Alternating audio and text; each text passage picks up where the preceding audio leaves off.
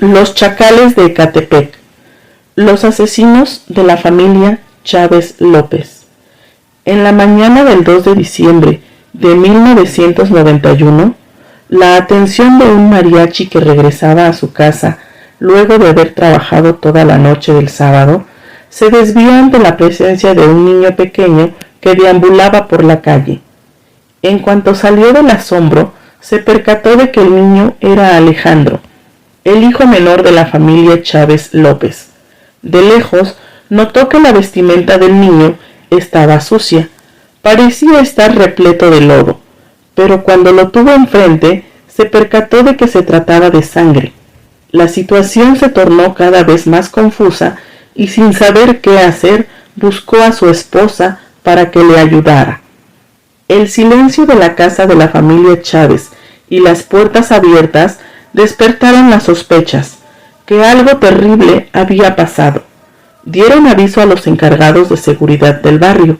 Cuando llegaron a casa, comprendieron que lo que había sucedido ahí adentro extendía sus capacidades.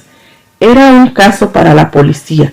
Cuando los policías se hicieron presentes en la elegante casa de 2 pisos de la calle Volcán Jardines de Morelos, ubicada en la colonia de Ecatepec, Estado de México, se encontraron con una escena que nunca podrían borrar de su memoria. Una terrible masacre había sucedido en esa casa. Había fuertes signos de violencia a la vista. Los cuerpos de un matrimonio y 3 niñas yacían en la planta alta. El único sobreviviente fue el hijo menor de Alejandro. El niño fue la clave a la hora de iniciar una de las investigaciones más difíciles que tuvo que enfrentar la policía.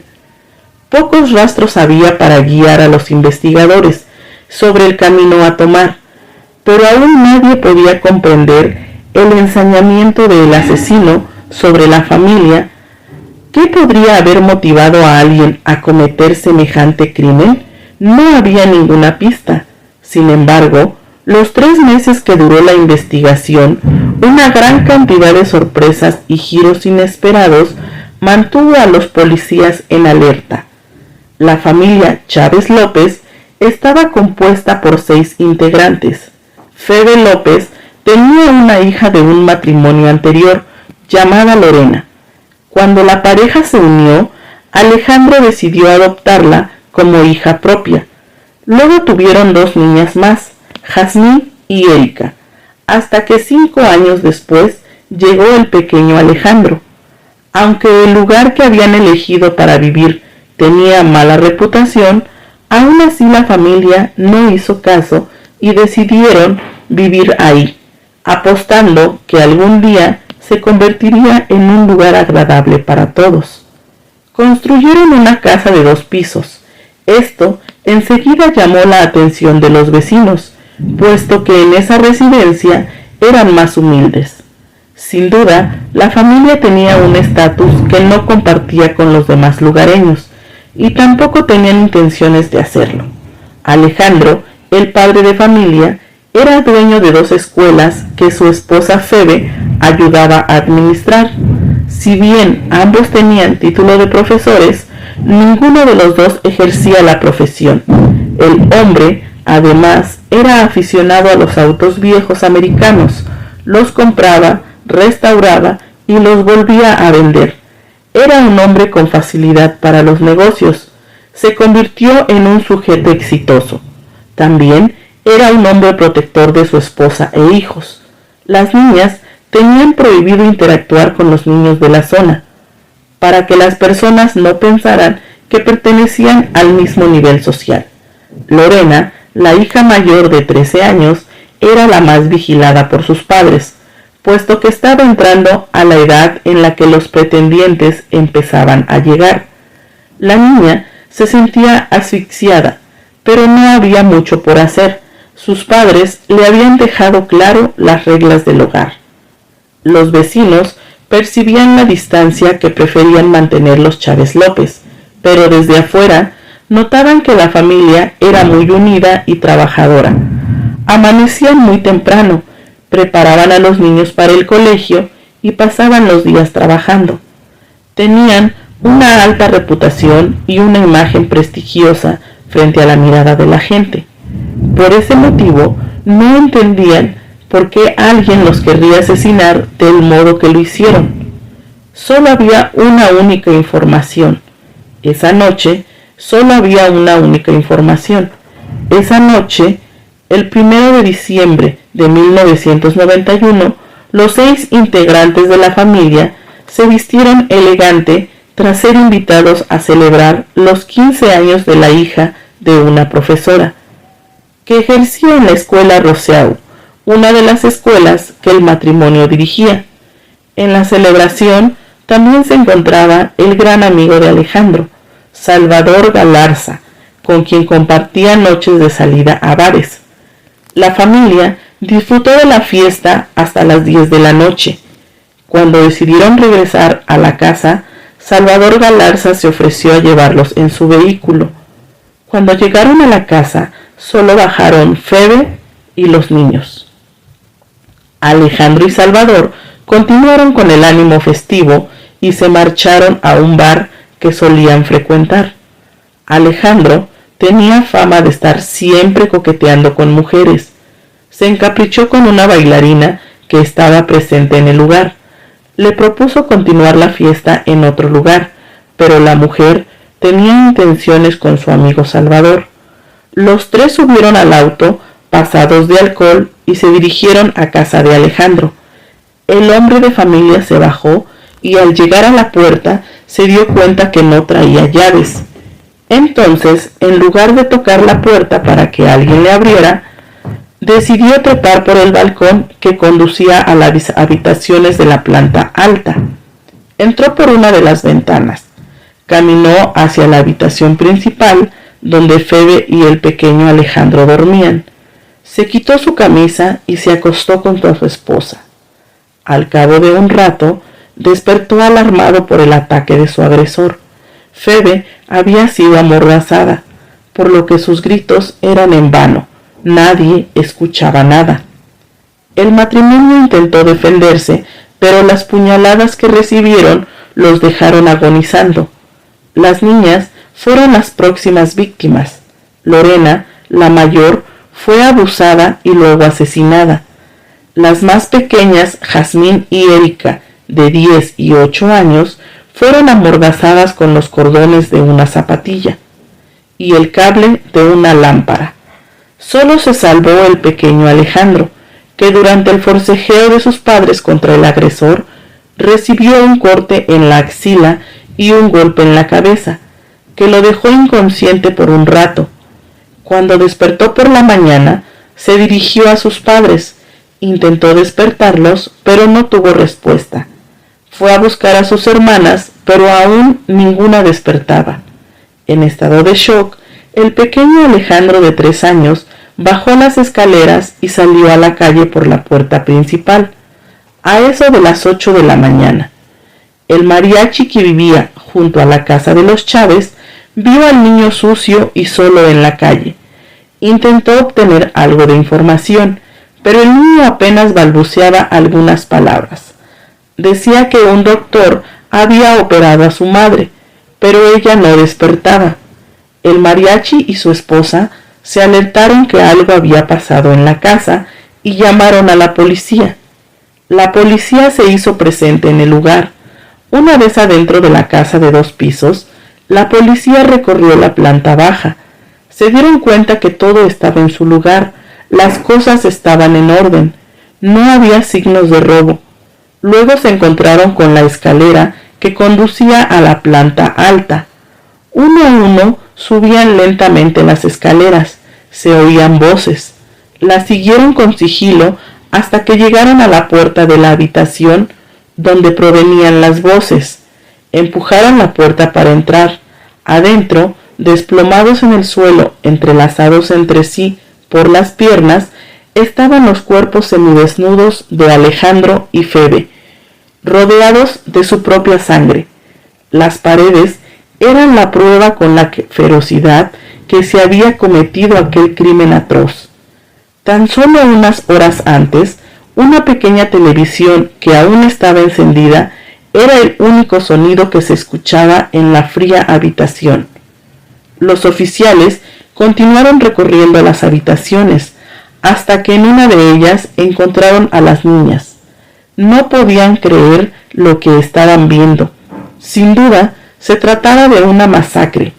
Todos presentaban signos de tortura y todos habían sido degollados. Los interrogantes no tardaron en aparecer.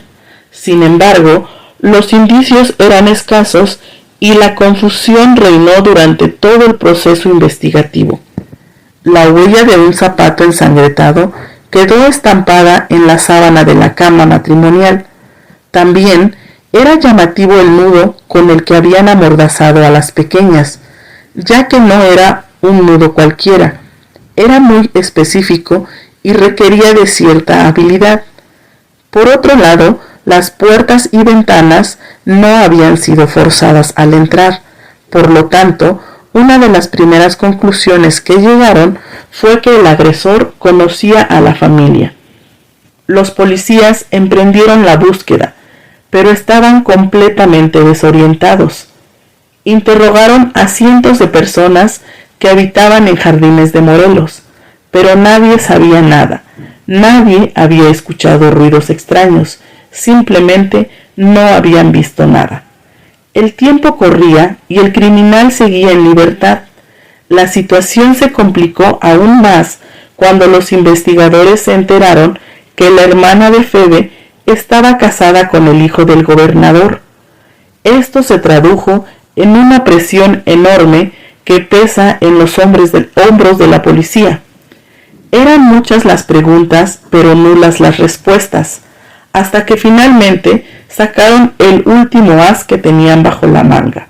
Convocaron a la agente Camarena, un experto en criminalística de la Nación Mexicana, para que colaborara con la causa. Cuando se hizo presente en Jardines de Morelos, todas las responsabilidades cayeron sobre su espalda. Para la suerte de las víctimas, el agente estaba en resolver el crimen y lo haría sin importar el costo, haciendo borrón y cuenta nueva. Camarena volvió a interrogar a la población, entre ellos a las maestras y compañeros de las niñas. Todos contaron su verdad. Las maestras relataron que las niñas, a pesar de pertenecer a una familia con un buen estatus económico, no asistían presentables a la escuela. Según ellas, su vestimenta no coincidía con el estatus que decían tener. También salieron a la luz problemas con los docentes, pues se decía que tras una discusión con el sindicato, Alejandro había despedido a algunos profesores de la escuela que dirigía. Por otro lado, los vecinos poco a poco fueron contando su verdad. Así se descubrió que Alejandro tenía algunas cuentas pendientes por pagar. Tiempo atrás había contratado personal para realizar trabajos de obra, tanto en la escuela como en su casa. Pero cuando llegaba el momento de saldar las cuentas, siempre surgía un problema. Se llevaba a cabo una disputa y despedía a los empleados sin pagarles por el trabajo hecho. Sin duda, estos testimonios le daban rumbo a las investigaciones. Alejandro se había ganado varios enemigos en el camino. Sin embargo, no podían dejar de preguntarse por qué asesinarían a toda la familia. Además, nunca se pudo comprobar que las personas involucradas en pleitos con él fueran autores del crimen. Camarena observó a las dos familias de las víctimas. A la familia de Alejandro parecía no interesarse tanto en saber la verdad sobre lo ocurrido. Uno de sus hermanos pasó a administrar las escuelas que el matrimonio había dejado. Por otro lado, la familia de Febe estaba completamente comprometida con resolver el caso. La hermana aportó toda la información que pudo para que se encontrara al criminal. Dijo que tiempo atrás había regalado un dije en forma de corazón a su sobrina mayor Lorena, y este se encontraba desaparecido. Este no era un dato menor. El criminal pudo haber robado unas pertenencias, pero cuando regresaba a sus anotaciones, nada lo conducía a la verdad. Todos eran sospechosos, todos estaban en la mira, incluso los familiares principalmente. La mirada de los investigadores se posó en el hermano de Febe, cuando recordaron que el pequeño Alejandro repetía una y otra vez que su madre había sido operada por un doctor y ya no despertó. Sospechaban que su propio hermano, que era médico, podría ser el autor, pero una vez más esa teoría se cayó por falta de pruebas. De pronto, como caído del cielo, el teléfono sonó. Camarena contestó. La voz de una señora que no quiso dar su nombre aseguró que sabía quién era el asesino de la familia Chávez. El agente hizo unas preguntas, anotó en su libreta una dirección, convocó a 2 de sus compañeros. En la investigación no había nada que perder, si la información era cierta. Estarían a punto de capturar al asesino. No lo dudaron y fueron tras de él. Los datos aportados por el llamado anónimo sumaron a la lista de sospechosos un hombre y apellido que hasta el momento no habían considerado. Se trataba de José Julio Cipriano Luna. Era un ojalatero que vivía en Ecatepec, pero en ese último tiempo se había mudado a otro estado. ¿Pero qué tenía que ver con el caso de los Chávez López? Esa era una interrogante que le tocaba investigar a la agente Camarena, pero había un detalle que no podía dejar pasar. Ir detrás de Cipriano implicaba pasar los límites de su jurisdicción. Camarena se encontraba en el dilema de ceder la resolución del caso o comprometer su carrera profesional.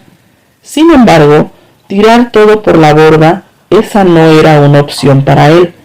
Fue con su compañero de trabajo al lugar indicado por la señora del teléfono. Preguntó por el taller del hojaletero y lo enviaron hacia su paradero. Cuando lo encontró, se hizo pasar por un civil y lo convenció de necesitar su servicio. Sin embargo, cuando pudo amoldar la situación para que el sospechoso no tuviera escapatoria, lo acorraló. Le reveló el verdadero motivo por el que lo buscaba. Sacó la foto del matrimonio Chávez López, que consiguió durante la investigación, y le preguntó si los conocía. La transmisión de los ojos de Cipriano lo incriminaron. Intentó sobornar a Camarena con 10 millones para librarse de la situación, pero al comprender que era imposible, terminó por confesar toda la verdad. José Julio Cipriano Luna, de 28 años, declaró que junto a él participaron 2 cómplices más, Adán Robledo, de 20 años, y Alejandro Cruz Ramírez, de 18. Por fin tenían los nombres de los responsables del homicidio múltiple más atroz. Hasta el momento, cuando lograron dar con los 3 asesinos, los detenidos prestaron declaración de 6 horas y la verdad salió a la luz. Ahí confesaron que la noche del 1 de diciembre de 1991 habían asistido a la misma fiesta que la familia Chávez López. Cipriano relató que conocía desde antes a Alejandro Chávez, porque había realizado un trabajo en uno de los autos que restauró. Agregó que habían tenido una disputa porque no había podido cumplir con el plazo pactado. Solo le faltaba pulirlo, pero entonces, enojado Alejandro, se llevó el auto y quedó debiendo 600,000 pesos mexicanos. Cuando se encontraron en la fiesta, Cipriano se acercó a recordarle su deuda, y Alejandro le respondió que nunca se los pagaría. Por su parte, Adán llevaba un buen rato fijándose en la hija mayor de la pareja. En la fiesta, vio la oportunidad de acercarse a ella, pero cuando Alejandro los vio, los interrumpió de mala manera y le prohibió a Lorena hablar con él y con cualquiera de su clase. El rencor se apoderó de Cipriano y Robledo, y sumando la cantidad de alcohol que habían ingerido toda la noche, la sensatez perdió la batalla. La familia dejó la fiesta a las 10 de la noche. Los jóvenes ebrios disfrutaron un rato más de la bebida y la música. Más tarde, cuando abandonaron el lugar y trastabillando en pasos torpes, caminaron por las calles de Jardines de Morelos. Pasaron por la vistosa casa, calle Volcán, que se destacaba. Entre las humildes casas del alrededor y la peor idea que pudieron tener, se cruzó por sus cabezas. Se infiltraron en la casa, subieron las escaleras sigilosamente y siguieron el sonido de una televisión. Ingresaron a la habitación principal donde dormían Febe y Alejandro, que aún estaban medio borrachos. Saltaron encima de ellos y sin decir palabras los atacaron. Mientras Cipriano le proporcionaba puñaladas una y otra vez a Alejandro, Adán amordazó a Febe para impedir gritar por auxilio, junto a la cama donde ocurría la terrible masacre. El pequeño Alejandro dormía en su cuna. Intentaron defenderse tras el intenso forcejeo. Atacaron también a ella. Alejandro Cruz Martínez, que también los acompañó en su sed de venganza, se dirigió a la habitación de Lorena, la amarró con los cordones de una zapatilla y abusó de ella. Luego ingresó a la habitación donde dormían las niñas más pequeñas, también las amordazó y atacó cuando ya habían cumplido con su cometido. Y estaban por irse de la casa. Escucharon que Alejandro lloraba. Adán, que tenía experiencia, volvió sobre sus pasos y con el cuchillo hizo un corte en el cuello de cada uno de los integrantes de la familia Chávez López, todos menos el pequeño Alejandro. Ninguno se había percatado de su presencia. El niño se convertiría así en el único sobreviviente del terrible crimen. Luego de la declaración durante el ayuntamiento de la vivienda de los detenidos, se encontró en la casa de Cipriano el dije de oro con forma de corazón que la hermana de Febe le había regalado a su sobrina Lorena. También una videocasetera que pertenecía a la familia, la que los delincuentes habían tomado de lugar esa noche, en la que acabaron con la vida de 5 integrantes. Además, se comprobó que la huella encontrada en las sábanas donde habían asesinado al matrimonio coincidía con un zapato del ojalatero. Es así que el 21 de marzo de 1992 finalmente fueron condenados a 40 años de prisión por cada uno de los asesinatos. En total, contando todos los delitos, los 3 asesinos fueron sentenciados a 250 años de cárcel por asociación delictuosa, portación de arma prohibida, abuso, homicidio y robo. El día de hoy cumplen su condena en una prisión de máxima seguridad.